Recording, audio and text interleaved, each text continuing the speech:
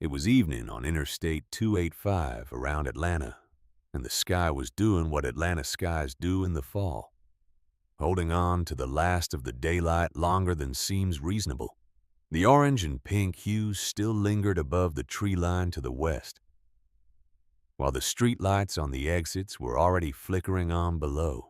A black Honda Accord cruised west in the right lane at exactly the posted speed limit. Inside, the driver was a tall black man in his 30s wearing a blue button-down shirt with the sleeves rolled to the elbows. The clothes of a man who had been working and was now heading home. His hands rested on the wheel at 10 and 2, the exact position that driving instructors recommend and that most people abandon soon after getting their license. His eyes stayed on the road ahead. He was, by every measure, driving exactly as the law required.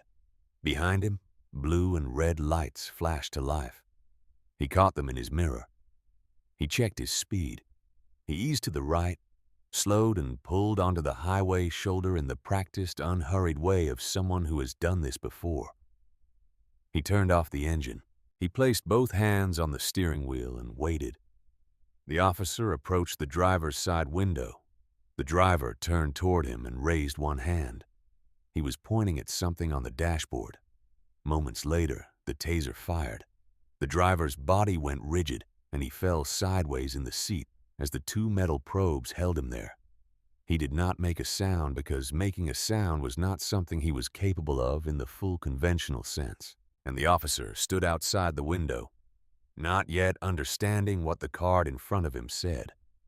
The card that had been there the entire time in plain sight, in the beam of the officer's own flashlight. The card said, "Driver is deaf." Behind the two stopped vehicles, a third car had pulled over. A young woman sat inside it with her phone raised and pressed to the windshield, recording. She had been recording since the taser fired. Her footage, posted that night, would be viewed by millions of people within hours.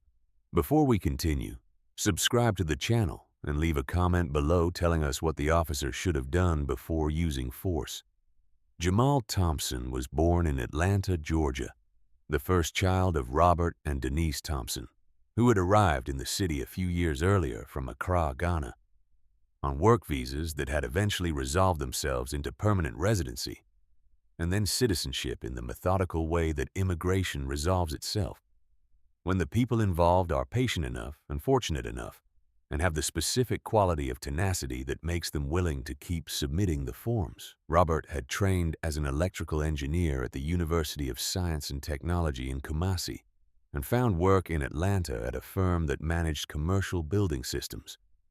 The kind of steady, technical, moderately compensated work that asks for precision and delivers stability. Denise had trained as a nurse in Accra and retrained in Atlanta, sitting the American Nursing Board examinations and passing them the first time, with the determination of someone who has not come this far to fail a test. She took a position at a hospital in Midtown Atlanta and built a career there over the years, with the same methodical attention she brought to everything she did. They lived in a house in the Grant Park neighborhood, a 2-bedroom that they bought because it was what they could afford, and that they kept because it became home in the specific way that places become home when you stop measuring them against alternatives and simply live in them fully. Robert made improvements over the years, the way men who understand systems make improvements to the things they own methodically and without drama. Denise planted a garden in the backyard that she tended with more attention than most people give to anything. Jamal was born into this, which is to say, he was born into stability and intention, and the particular atmosphere of a household where things were taken seriously because the people in it understood that things were worth taking seriously. As a young toddler, he got sick. The meningitis came on suddenly, a fever that Denise first treated as an ordinary fever and then recognized, with the specific instinct of a nurse who knows what fevers are supposed to do and when they are doing something else, as something that required more than what the house contained. She and Robert took Jamal to the hospital the next morning. He was admitted immediately and began antibiotics within the hour. He survived. He spent more than a week in the hospital and came home and slept for a long stretch, and woke up asking, in the manner of a toddler asking for things, for water and his stuffed elephant. But the meningitis had done something that the antibiotics could not undo.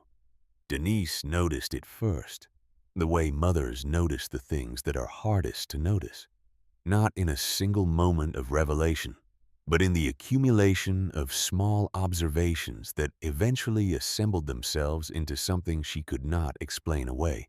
Jamal did not turn when she called his name from across the room. He did not respond to sounds that should have caught his attention. He was not startled by things that startled him before. She sat in the kitchen one morning and understood what she was understanding, and cried for a while, and then called the doctor. The audiologist's assessment at his routine checkup around that age confirmed what Denise had already known by that point.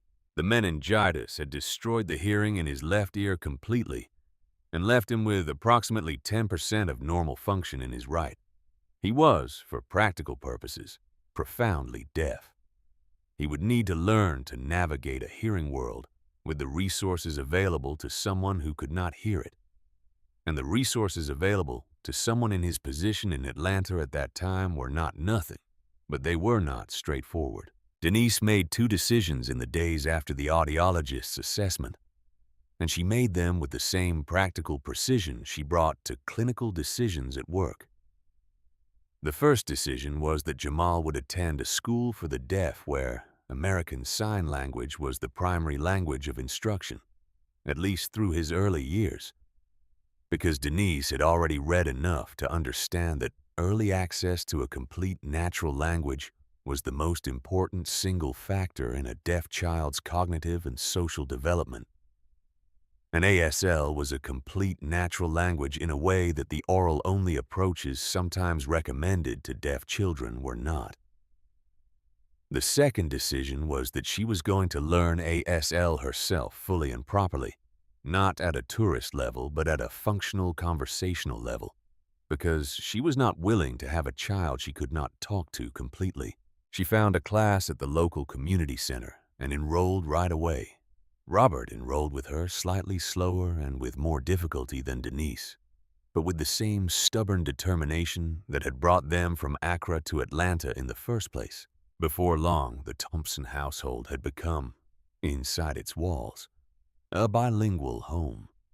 Robert and Denise signed with Jamal as naturally as they spoke to each other, the 2 languages running alongside each other in the daily fabric of family life. When Jamal's grandmother called from Accra and was put on video chat, Denise would sign the conversation for Jamal in real time so that he could follow along and understand that his family extended beyond the house in Grant Park into a larger world. Jamal grew up, therefore, in 2 simultaneous realities that did not always communicate easily with each other.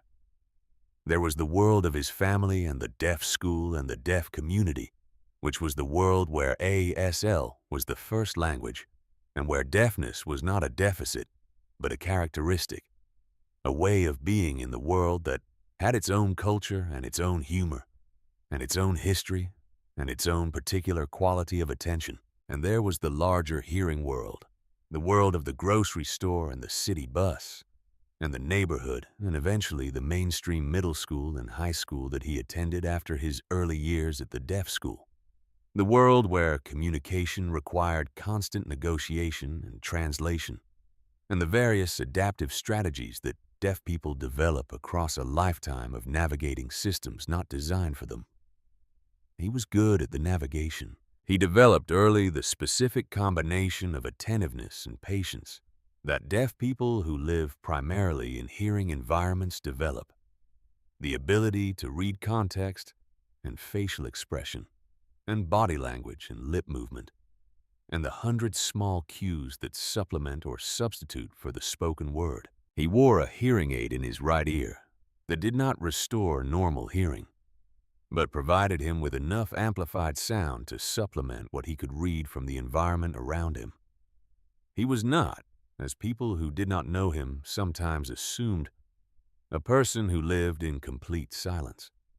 He lived in a different acoustic reality, one that required different tools and different strategies, and was neither better nor worse than the hearing reality, but was genuinely different from it.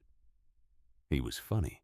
This is worth saying because people who learn that someone is deaf sometimes unconsciously revise their image of that person in the direction of solemnity, as though the loss of one sense must have removed some lightness from the personality. Jamal was not solemn. He had a dry humor that expressed itself in ASL with particular sharpness because ASL has a quality of expressiveness that allows comedic timing to be executed with the whole body. And Jamal had excellent comedic timing. His friends, many of whom were also deaf or hard of hearing, found him reliably entertaining. His teachers found him attentive and occasionally too clever for the patience of a classroom. He went to Georgia State University and studied linguistics, the choice of a person who had grown up between two languages, and found the mechanics of how languages work to be genuinely interesting rather than merely useful. He wrote his senior thesis on the acquisition of ASL in hearing children of deaf adults, which required him to interview a number of families, and which produced, as a side effect, a clarity about what he wanted to do professionally. He wanted to teach. He wanted to teach ASL specifically because he understood from the inside what it meant to have ASL as a first language and what it meant to have it as a second language, and where the significant differences between those two experiences lay. And he thought those differences mattered for how the language was taught. He became a teacher at an elementary school in East Atlanta, teaching ASL to hearing children in the early grades, and working with the school's deaf and hard of hearing students on English literacy through a bilingual methodology. He was, by the assessment of every review his principal had given him over the years, an excellent teacher.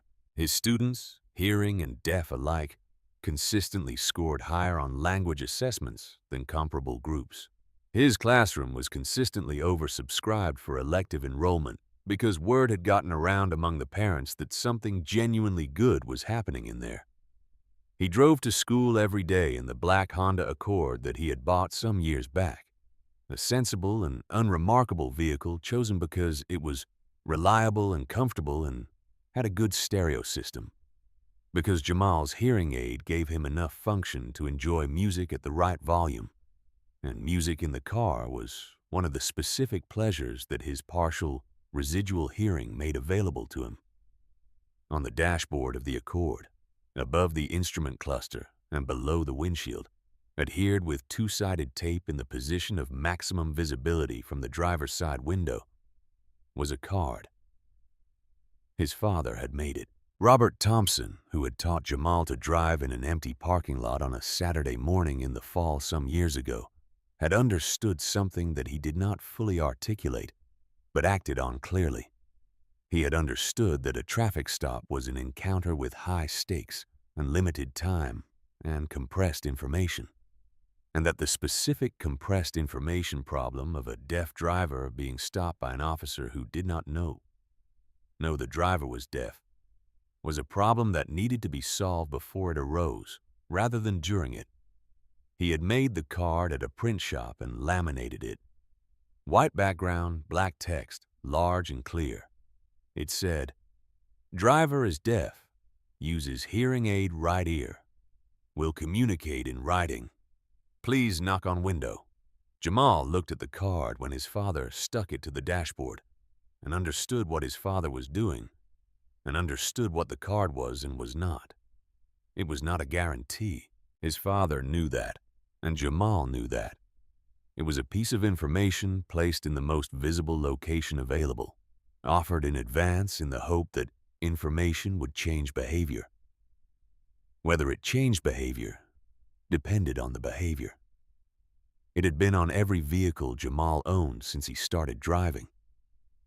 On the evening of the traffic stop, it was on the dashboard of the black Honda Accord where it had been for some time. He had driven past the officer, heading west toward home, thinking about a student named Tyler who was young and had been struggling with a particular set of ASL hand shapes that looked similar to each other and meant very different things. Jamal had stayed late to work through the confusion with Tyler, and they had made real progress, and Tyler had gone home with a clearer understanding than he had arrived with, and Jamal had gone to his car feeling the specific satisfaction that teachers feel on the days when something they tried actually worked. He did not know, driving west on Interstate 285 with the fall light fading above the tree line, that staying late for Tyler meant he was on this road at this hour instead of earlier, and that this hour was the hour when Officer Ryan Mitchell was finishing his patrol shift on this stretch of highway. He did not know the card was about to be tested in the way it had never been tested before. He was thinking about Tyler.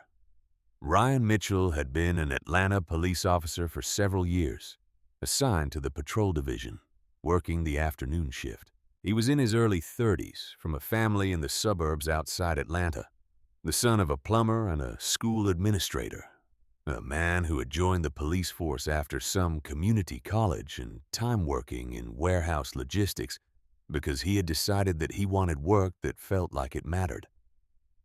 He was not a bad officer by the measures that police departments use to assess their officers. His use of force incidents were average for his division, not low and not high. His commendations were modest and consistent. His supervisors considered him reliable and thorough.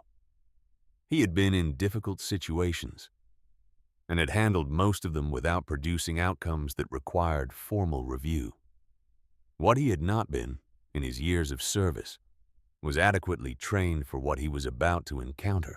The Atlanta Police Department's training curriculum at the time of the incident included a module on encounters with people with disabilities, which was a module that covered mobility impairments and visual impairments with more depth than it covered hearing impairments, and which spent some time on encounters with deaf individuals and which had not been updated in years to reflect the research on communication strategies during traffic stops involving deaf drivers that had emerged from several high-profile incidents in other jurisdictions. Mitchell had completed that module early in his service and had not received substantive refresher training on the subject since. He knew that deaf individuals existed. He knew that some deaf people used hearing aids. He did not have, as a practiced and automatic response in his repertoire, the specific behavioral adjustment that encountering a deaf driver during a traffic stop required, which was primarily the adjustment of waiting, rather than escalating when visual commands were not immediately followed. He saw the black Honda Accord move slightly across the lane marker, a drift that could have been a lane change without signaling or could have been a momentary inattention. The kind of minor deviation that traffic enforcement officers make judgment calls about dozens of times each shift. He made the judgment call to stop the vehicle. He activated his lights. Jamal saw the lights in his rearview mirror. He did what people who have been driving for years and who have thought carefully, because they had reason to think carefully, about what to do when this happens do. He checked his speed, which was at the limit. He moved smoothly to the shoulder and brought the vehicle to a stop. He turned off the engine. He put both hands on the steering wheel at 10 and 2 and left them there. He had been stopped before. The first time was soon after he got his license, then a couple times in his 20s. Each time, the card had served its purpose to varying degrees. Once an officer had read it and said, "Oh, I see," and had proceeded with the stop in a modified way, writing his questions on a notepad that he happened to have. Once an officer had seemed confused by it and had spent several minutes trying to speak to Jamal through the closed window, before Jamal managed to convey through gestures that the window needed to come down, before communication was possible. Once an officer had read it and still spoken in full sentences to Jamal, as though the card had said something different from what it said. The card was not a guarantee. He knew this from experience. He watched Mitchell in his mirror, walking toward the driver's side window with the particular pace of an officer in a routine stop. Not rushed, not casual, the professional pace. Mitchell's flashlight came on as he approached, the beam sweeping across the rear of the Accord and then settling on the driver's side as he drew level with the back of the car. Jamal heard nothing. The highway ambient sound that the hearing aid picked up and processed out, a low, even wash of road noise and wind, gave him no information about the officer's approach beyond what the mirror was showing him. He waited. Mitchell reached the driver's window and tapped the glass with one knuckle. Jamal did not immediately respond to the tap. The sound of a knuckle on car glass coming from outside the vehicle and directed at glass that he was not facing was at the edge of what the hearing aid could reliably convey to him. The hearing aid performed better when sounds were in front of him and closer, and when he was expecting them. He was not facing the window, and he had not yet had reason to expect a specific knock. Mitchell tapped again, this time with more force. The second tap Jamal heard clearly enough to understand what it was. He turned his head toward the window. He saw Mitchell outside, the flashlight bright, the uniform visible. He began to lower the window. As the window lowered, Jamal did the thing he had always done in this situation, the thing his father had taught him and that experience had reinforced. He raised his right hand with the index finger extended and moved it in the direction of the card on the dashboard. He was pointing at the card. He was doing this before the window was fully down, before any verbal communication was possible, as the first communicative act of the encounter, because the card was the foundation of everything else. If Mitchell read the card, the rest of the stop could proceed in a modified but manageable way. The card was step one. In American Sign Language, the hand shape and movement that Jamal was making, the extended index finger moving in a specific direction, is one of the most fundamental elements of the language. It is a pointing gesture, a directional indicator, and it is used constantly in ASL to establish the location of people, objects, and concepts in the signing space. It is among the first things taught in any introductory ASL class. It is the linguistic equivalent of using the word there or over here. It is not ambiguous to anyone with any functional knowledge of sign language, and it is not, in any configuration or context, a gesture of threat. Mitchell had one orientation toward this gesture in the fraction of a second he had to process it. He was standing outside the window of a vehicle he had stopped, looking at a driver whose window was coming down, in the specific heightened attentional state of a traffic stop, and he saw an arm rising and a hand moving in the space between the driver and the area between the seats. His training did not include a practice recognition of ASL signing gestures. His training included a practiced recognition of movements toward weapons.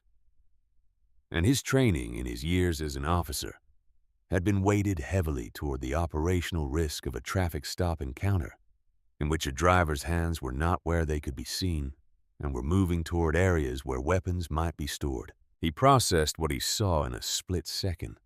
He said, "Do not move." Jamal did not hear this clearly. The window was still in the process of lowering. Mitchell's voice was coming from outside the car, projected into the interior, but competing with the ambient road noise and the mechanical sound of the window motor. And Jamal's hearing aid was processing all of this in the partial way it always processed things, giving him impressions and fragments rather than complete words. He heard something. He did not hear, "Do not move," clearly enough to recognize it as a command. He continued the pointing gesture. An instant later, Mitchell activated the taser. The two probes hit Jamal in the right side of his chest and his right arm. The electrical pulse contracted every muscle group in his upper body simultaneously, and he fell sideways across the center console and did not move and could not move and made no sound. Maya Johnson, a young woman in her early 20s, a junior at Georgia State University studying communications, had been a few car lengths behind the Accord when Mitchell's lights came on. She had pulled over as well, partly because she was not certain whether she was also being stopped, and partly because she had learned from her father, who had been giving her specific instructions about police encounters since she was a teenager, to stop and be visible when there was a police stop happening near her. She had turned off her engine and watched in her windshield. She had seen the window going down. She had seen the arm rising. She had seen the taser fire. She had taken out her phone before the probes hit Jamal, and she was recording by the time his body went still. Her hands were shaking. She kept the phone steady anyway.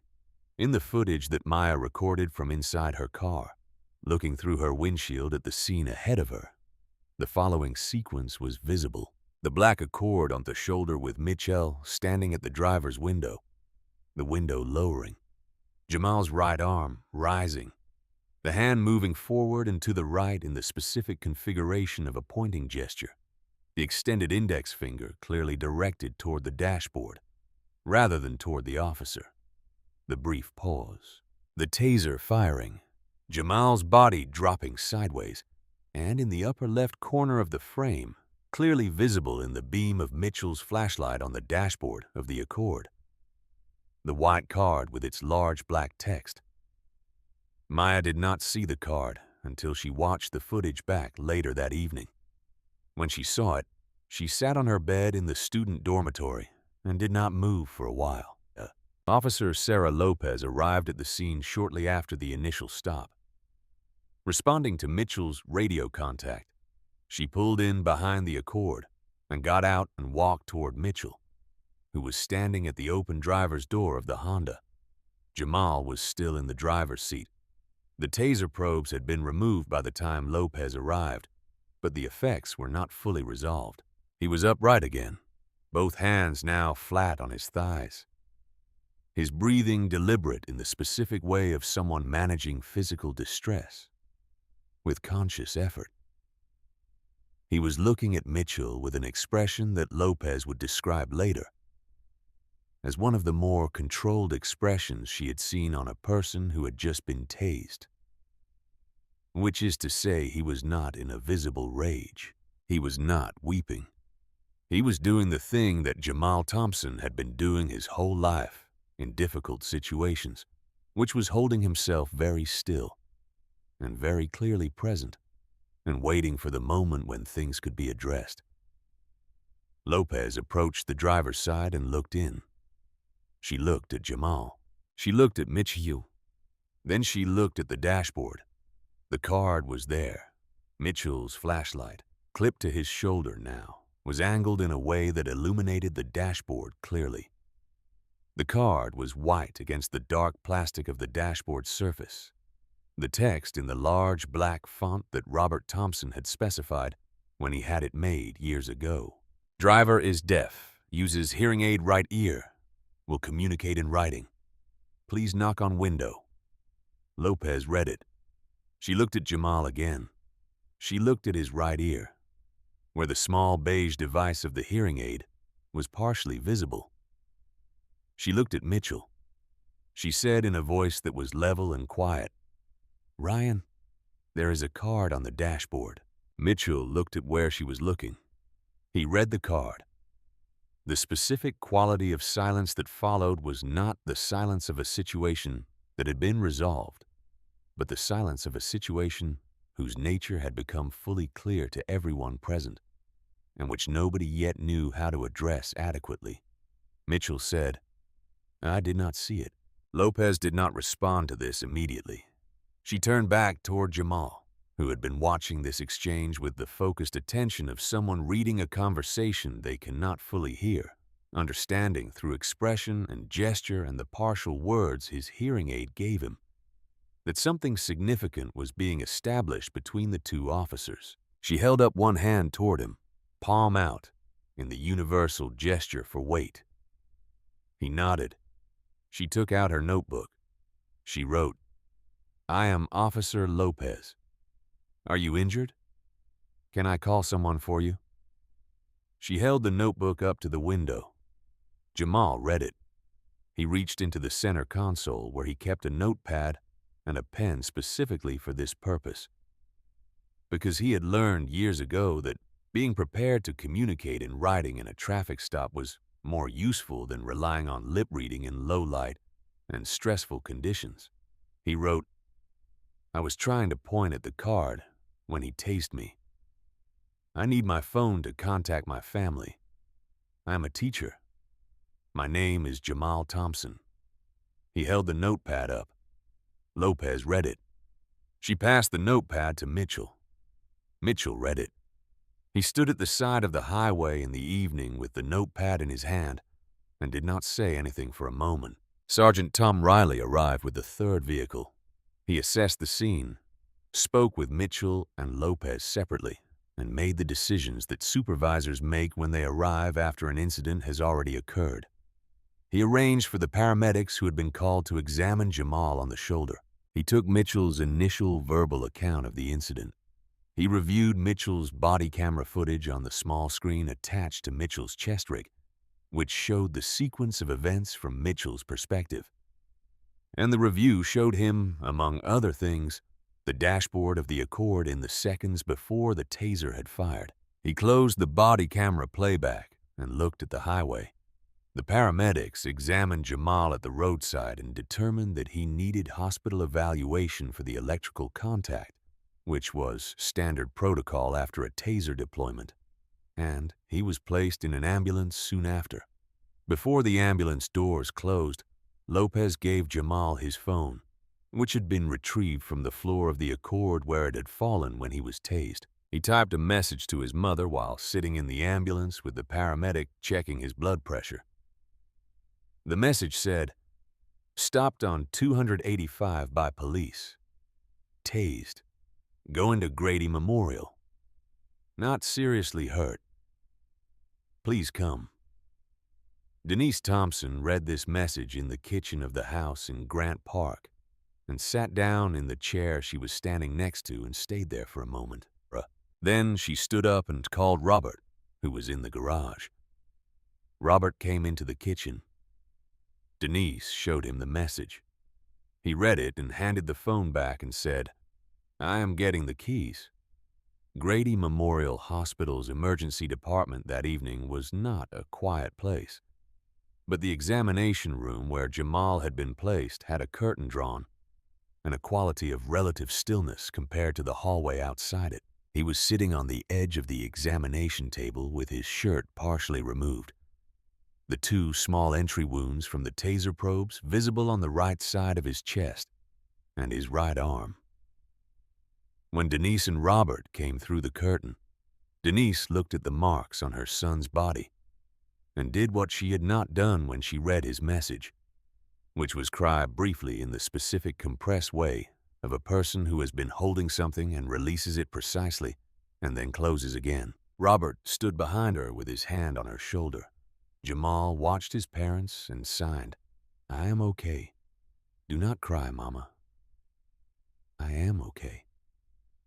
Denise signed back, "I know you are okay. I'm crying because I want to. I am allowed." This produced a small laugh from Jamal, which was the first time he had laughed since the stop, and which had the effect of releasing some of the compression in the room. Dr. Karen Ellis came in, reviewed the paramedic's notes, examined the entry wounds, and connected Jamal to a cardiac monitor for observation, because taser deployment to the chest carried a small but documented risk of cardiac rhythm disruption, and the protocol required monitoring. She wrote her notes on a tablet and turned it to show Jamal rather than speaking, which was a small adaptation that Jamal noticed and appreciated. The monitoring showed some irregular rhythms in the first, while that resolved over the following hours. There was no permanent cardiac damage. The entry wounds would heal. Dr. Ellis noted in her medical record that the patient had reported being unable to hear the officer's verbal commands due to his hearing impairment, and had been attempting to communicate this to the officer when the taser was deployed. She wrote this because it was medically and factually relevant to the circumstances of the injury. She did not know that the sentence she was writing was going to appear in legal proceedings months later, as one of the more significant single sentences in the case file. Brianna Thompson, Jamal's younger sister, arrived at the hospital after a drive from her apartment in Midtown Atlanta.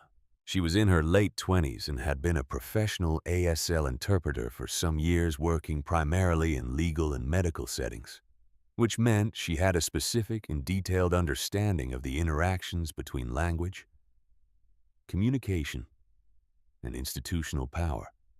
She came through the curtain of the examination room and signed to Jamal. "Tell me exactly what happened in order." Jamal signed the account. Brianna watched it in the focused way of a professional interpreter watching ASL, which meant she did not miss anything.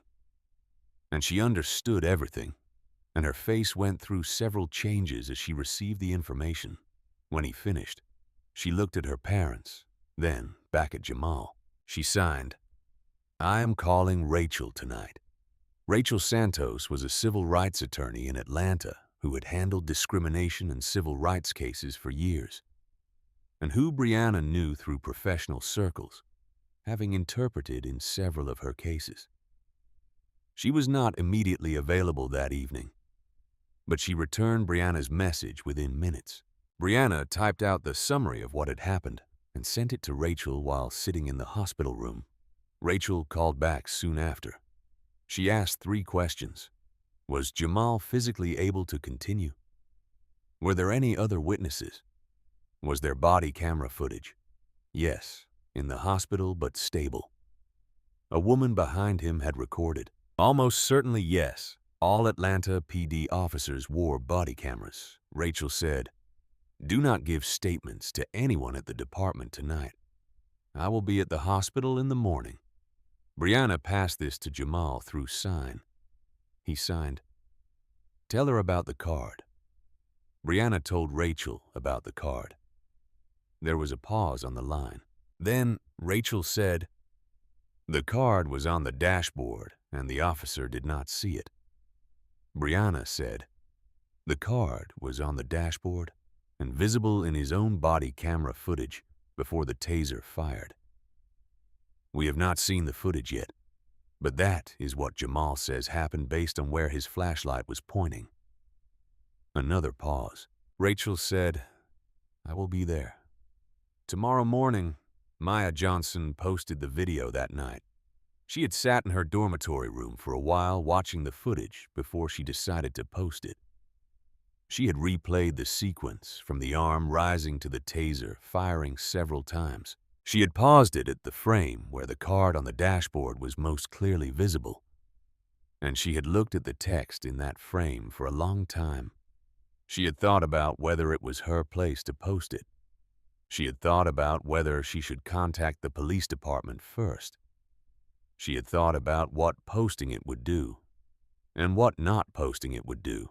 Then she thought about the man in the driver's seat and his body going rigid, and the card on the dashboard that had been there the whole time. She posted it with the caption, "This man was trying to show the cop the card on his dashboard. The card says he is deaf. Watch his hand. Watch where it is pointing." This happened tonight on Interstate 285 in Atlanta. Quickly, it racked up hundreds of thousands of views, then millions.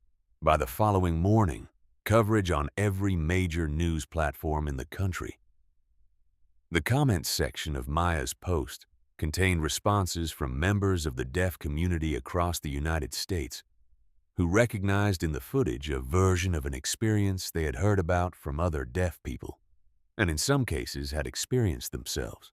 The traffic stop as a specific site of danger for deaf drivers was not a new conversation in the deaf community. It had been happening for years, in the specific way that conversations about danger happen in communities that have reason to be having them. At family dinners and school events and online forums, and in the quiet exchanges between deaf friends comparing notes about how they had managed difficult interactions with police or other authority figures who did not know how to recognize that the person in front of them was not hearing what was being said. What was new for many of the people watching Maya's footage was that the footage existed, that the sequence was recorded and available and could be watched and rewound and paused, that the card was visible in the frame, that the argument about what Jamal's hand was doing was answerable by watching the footage rather than by accepting or rejecting competing accounts. The National Association of the Deaf posted a statement that night. The Hearing Loss Association of America posted one the following morning.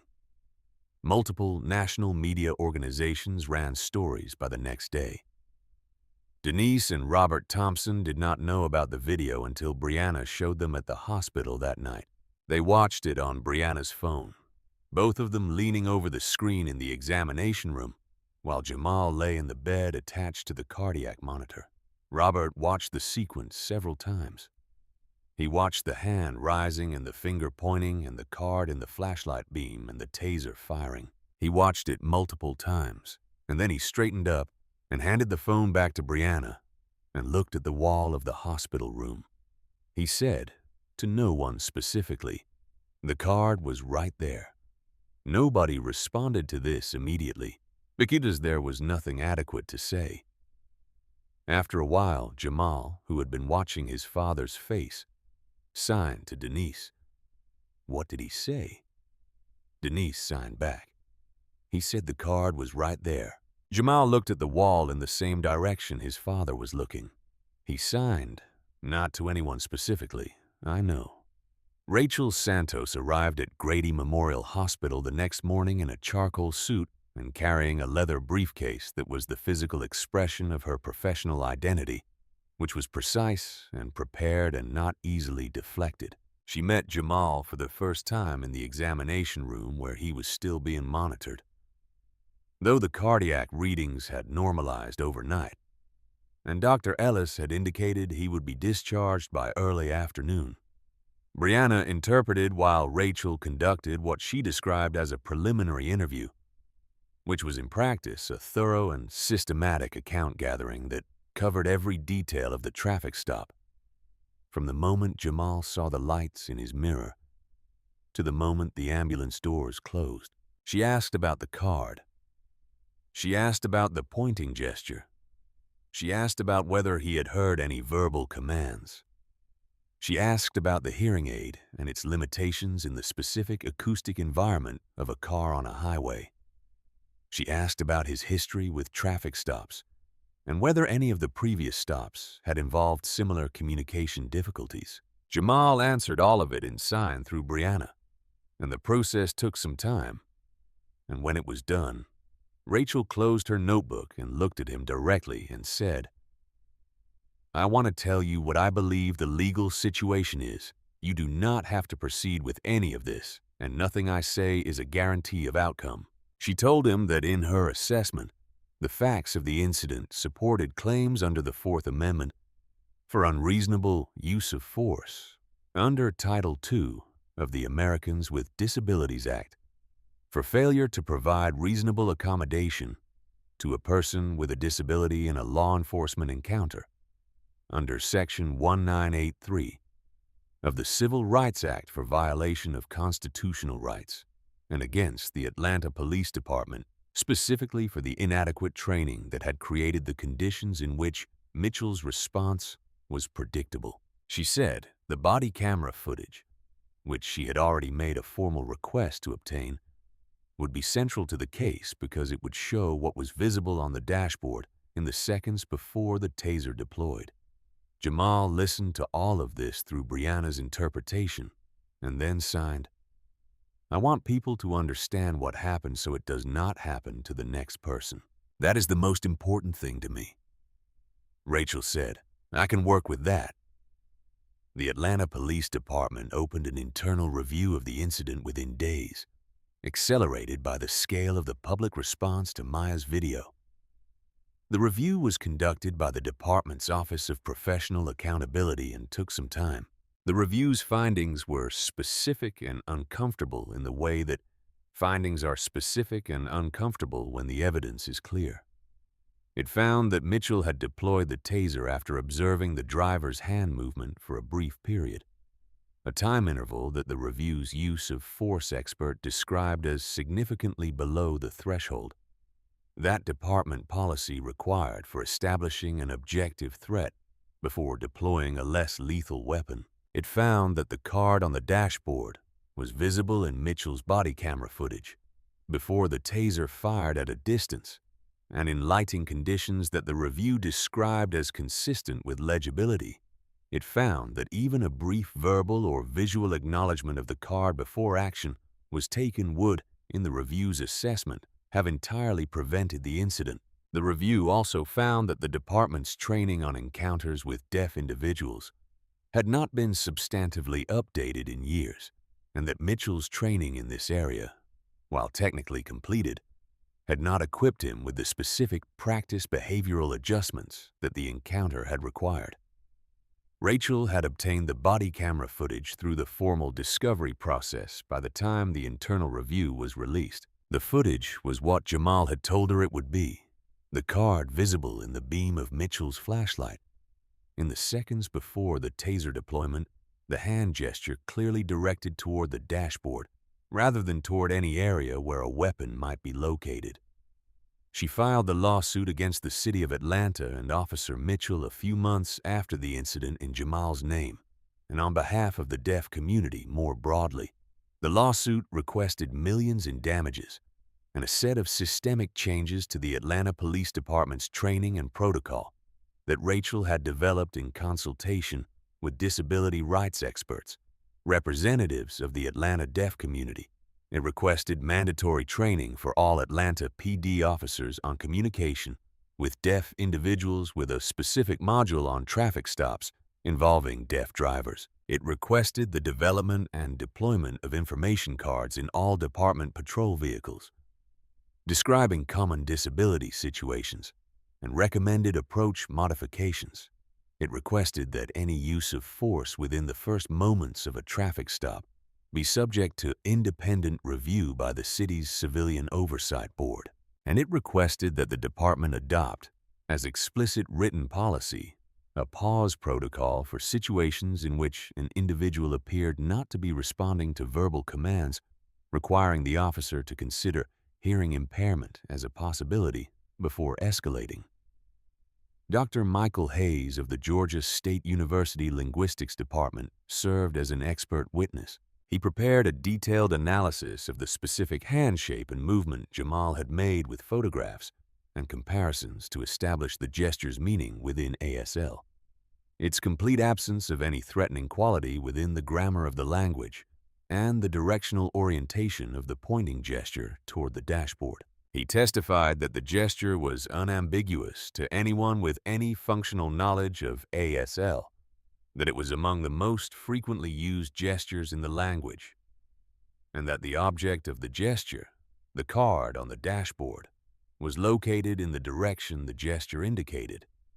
He also testified about something that was, in some ways, more difficult than the technical analysis. He testified about the specific experience of deaf individuals in encounters with law enforcement, and the ways in which the absence of training on both sides of the encounter created structural conditions for the kind of failure that had occurred. He said, "The officer did not cause this incident through malice. He caused it through the absence of a particular canon of preparation, and the absence of that preparation is a choice that institutions make or fail to make. The officer could not use knowledge he did not have. The question is why he did not have it." This testimony, excerpted in news coverage, produced a response from Mitchell's attorney arguing that the officer had acted in accordance with his training and in response to a perceived threat. The argument was technically accurate in describing what Mitchell had done. It did not address the adequacy of the training.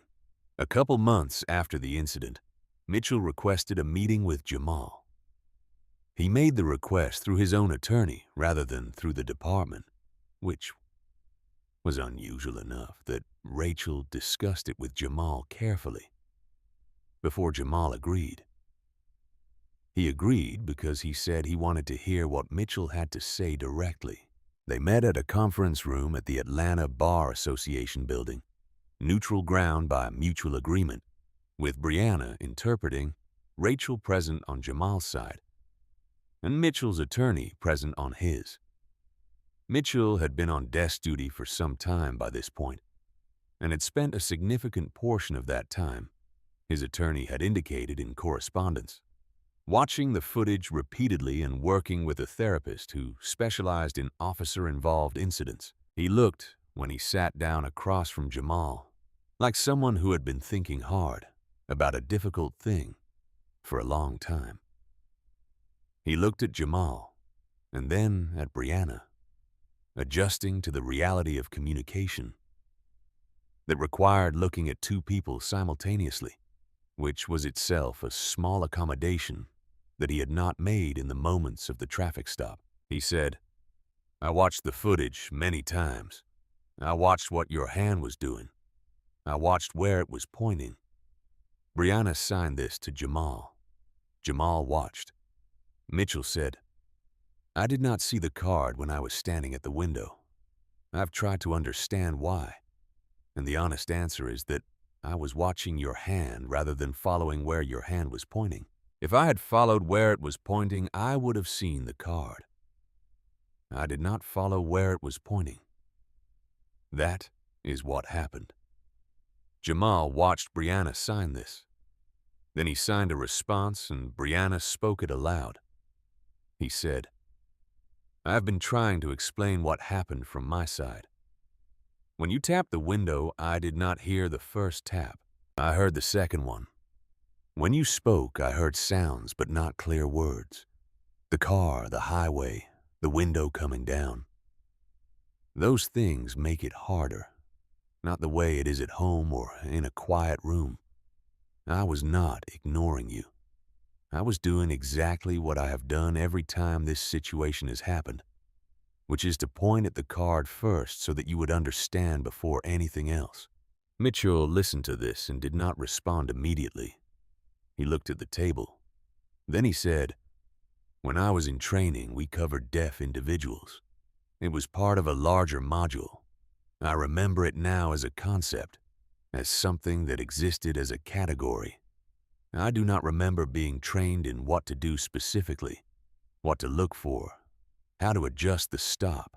I do not have that as a practiced response." Jamal's response, when Brianna signed it and then spoke it. "That is the thing I need you to carry from this, not the guilt, because that does not help anyone. The specific knowledge that when a driver's hands are moving toward the dashboard in the first seconds of a stop, following where the hands are pointing is more important than watching what the hands are doing. That is the adjustment. That is what you did not have and that I need you to have now, and to share with every officer you work with." Mitchell said, "I am going to request to be part of the training program development. If the department implements one, I want to be part of building it." Jamal signed and Brianna spoke. "Then do that. That is what this conversation is for." They talked for a while longer about things that were not recorded in any official document, including Mitchell's own experience of watching the footage and the specific moment of seeing the card in the frame, and Jamal's experience of being a deaf black man navigating a country where both of those identities created separate sets of risks, and the combination of them created something larger than either alone. At one point, Jamal signed something and Brianna paused before translating it, the pause of a person making sure they had the rendering right. Then she said, "He says that when he was a child, his father told him that the world had two separate systems that both required him to move carefully through them, and that as a deaf black man, he had to navigate both of them at once. His father was talking about being black in America and being deaf in a hearing world. What happened on the highway was both of those systems failing at the same time." Mitchell looked at his hands on the table. He did not say anything for a moment. Then he said, "I hear that, and I understand that what I am able to about it is limited, but it is not nothing, and I intend to do what is not nothing." The settlement was reached several months after the lawsuit was filed. The monetary portion was not publicly disclosed. The systemic changes were publicly disclosed because Jamal had insisted, as a condition of settlement, that the agreed-upon reforms be made public and be binding on the department with a monitoring mechanism. All Atlanta PD officers were required to complete an extended training course on communication with deaf and hard-of-hearing individuals within a year, with traffic stop scenarios as a specific focus. The training was developed in consultation with the National Association of the Deaf and a working group that included Victor Bird, the deaf neighbor who had been stopped multiple times without camera or consequence, and 2 other members of the Atlanta deaf community. Information cards were placed in every department patrol vehicle. The pause protocol was adopted as written department policy in a new position. The Disability Liaison Officer was created within the department's Community Relations Division, with specific responsibility for ongoing training and community communication on disability and police encounters. Mitchell, as he had indicated he would, requested to be involved in developing the training program. He was assigned to the working group as the department's primary representative, the officer who had been in the incident working alongside the community members who had been affected by it and its predecessors. The working group met several times over some months. Jamal attended a couple of the meetings. Jamal was discharged from Grady Memorial Hospital the day after the incident. He went home to the house in Grant Park, where his parents were waiting, and he ate the meal his mother had prepared. And he sat in the living room that evening with the specific quality of someone who is processing something that has not yet resolved into a shape that can be described. His father sat with him. They did not sign for a long time. They sat in the room where Jamal had grown up, where the walls carried the accumulated history of his childhood in the way that family homes carry such histories. The photographs and the small objects and the particular arrangement of furniture that has been in the same positions for so long that it has become inseparable from the concept of the room itself. After a while, Robert signed. "I made that card years ago." Jamal signed back. "I know." Robert signed. "I made it because I thought it would protect you." Jamal looked at his father for a moment. Then he signed. "It did protect me. Every time before, it was the right thing to make." Robert signed, but not this time. Jamal signed. He did not look at it. "That is not the card's fault." Robert looked at his son. He signed. "I know, but I have been thinking since yesterday about whether there is something else I should have put on the card, or somewhere else I should have put it, or something different I should have done." Jamal signed. "There is nothing different to put on the card, Daddy." The card said what needed to be said. He needed to read it. That is a different problem from the card. Robert sat with this. Jamal signed. "The problem is not that the card was insufficient. The problem is that the world expected me to solve a problem that was not mine to solve. I solved everything I could solve. I put the card there. I pointed at it. I did not create the problem that existed in the gap between those things and his understanding of them. That problem was created somewhere else, and it needs to be fixed somewhere else." Robert looked at his son. He signed. "When you were a toddler, your mother and I learned sign language because we decided we were now not going to let the world put a limit on what we could say to you. We were not going to have a child we could not talk to fully. And I have never regretted that for a second." He paused. He signed. "What I am thinking about now is that we spent a lot of years teaching you how to navigate a world that was not built for you. And we were right to do that. You needed those skills. But there is a version of that teaching that puts the whole weight of the navigation on you. And I am sitting here wondering how much of that weight was always supposed to be yours to carry." Jamal looked at his father. He signed. "All of it and none of it. Both are true. I have to be able to navigate the world as it is. and the world has to become better than it is. Those are not contradictions. They are both things that need to happen at the same time. His father looked at him for a long moment. Then he signed. "You are smarter than I am." Jamal signed back. "You taught me." They sat in the living room as the evening moved through the windows and the light changed, and they did not sign for a while longer, because some things do not need to be said, and some silences are not empty, but are instead full of something that language in any of its forms is not quite equipped to carry. Jamal Thompson returned to teaching several weeks after the incident. On his first morning back, he stood at the front of his classroom and looked at the children looking back at him. Some hearing, some deaf or hard of hearing, all of them aware to some degree of what had happened. Because children are more aware of the things adults think they are not aware of than adults generally understand. He looked at them for a moment and then he signed. "Good morning. We have a lot to do today." He began the lesson. The card is still on the dashboard of the black Honda Accord. He has thought about removing it. He has thought about whether it is worth having given what happened. He has thought about whether there is a different version of the card, a larger version, a more prominent version that would be more effective. He has always arrived at the same conclusion. The card is not the problem. The card is doing exactly what it was designed to do.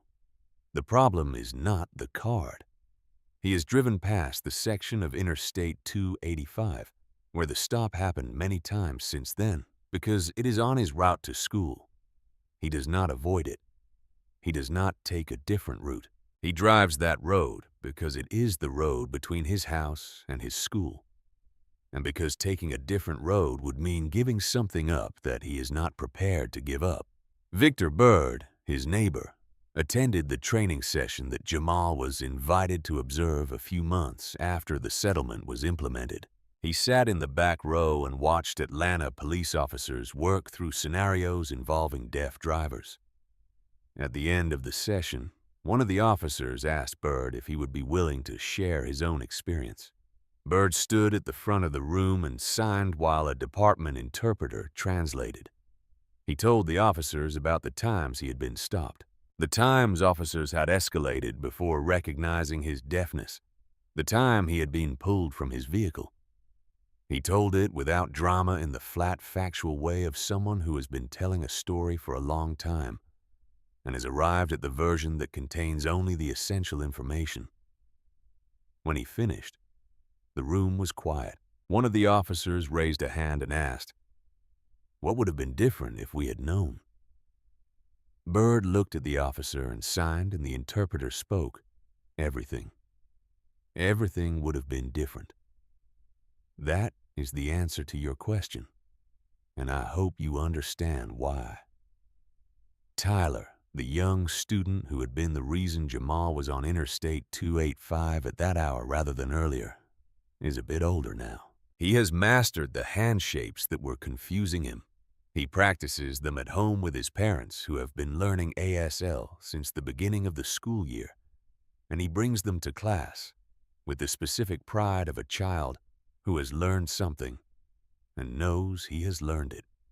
Near the end of the school year, Tyler's mother sent Jamal a message saying that her son had come home from school and taught the whole family 3 new signs over dinner, and that this had become a regular occurrence, and that she wanted him to know. Jamal read the message during his lunch break sitting in his car in the school parking lot. He wrote back, "This is what the work is for." He meant it about Tyler. He meant it about the training program. He meant it about the conversation with Mitchell and the settlement provisions and the card on the dashboard. He meant it about all of it and about none of it separately. There is a specific kind of knowledge that comes from having been through something that should not have happened, and surviving it and making it mean something, and then returning to the work you were doing before it happened. It is not the knowledge that the world is safe. Because the world is not uniformly safe, and the knowledge that claims otherwise is either ignorant or dishonest. It is the knowledge that the work continues, that the work is worth doing, that the work is the thing that matters more than the injury and the settlement and the coverage and the conversations, necessary as all of those things are. Jamal has that knowledge. He has had it since before the evening on Interstate 285, and he has it more fully now, the way you have things more fully after they have been tested. He drives to school every morning with both hands on the wheel at 10 and 2. The card is on the dashboard. He does not think about it most mornings. He is thinking about his students. If today's story stayed with you, please subscribe to this channel and leave a comment. Tell me what you are thinking about. Tell me what you want to say. These conversations matter, and I read every one of them. Share this with someone who needs to hear it. And if this is the kind of storytelling you are looking for, patient and detailed and the whole truth of it told the way it deserves to be told, hit subscribe and come back. There will be another one. In the quiet moments after the flashing lights faded and the pain began to settle, Jamal Thompson taught us one of the most powerful lessons life can offer. Sometimes the deepest wounds come not from cruelty, but from the simple failure to truly see another human being. All his life, his family had prepared him with love, patience, and that small white card on the dashboard, hoping information would create understanding. Yet in those few critical seconds, a single overlooked detail changed everything. The card was right there, visible and clear, just as Jamal's pointing finger was trying to guide the officer's eyes to the truth. What happened on that stretch of Interstate 285 reminds us that real safety, real justice, and real humanity begin with the willingness to pause, to look where someone is pointing, and to recognize that not everyone experiences the world the same way we do. It is a heartbreaking yet hopeful story about the weight deaf people carry every day, and the quiet courage it takes to keep showing up anyway. It calls on all of us to do better, to train ourselves to see beyond our assumptions, and to build systems that protect the vulnerable rather than punish them for being different. Jamal's story is not just about one traffic stop. It is about every time someone tries to communicate in the only way they know how, only to be misunderstood. If this story touched something deep inside you, please take a moment right now and leave a comment below. What is one small change you can make in your own life to truly see the people around you? Your words matter more than you know. And if you believe stories like this deserve to be told with honesty and heart, hit that subscribe button and turn on notifications. Together, we can keep shining light on the lessons that make us more human. Thank you for being here. I read every single comment, and I can't wait to hear from you.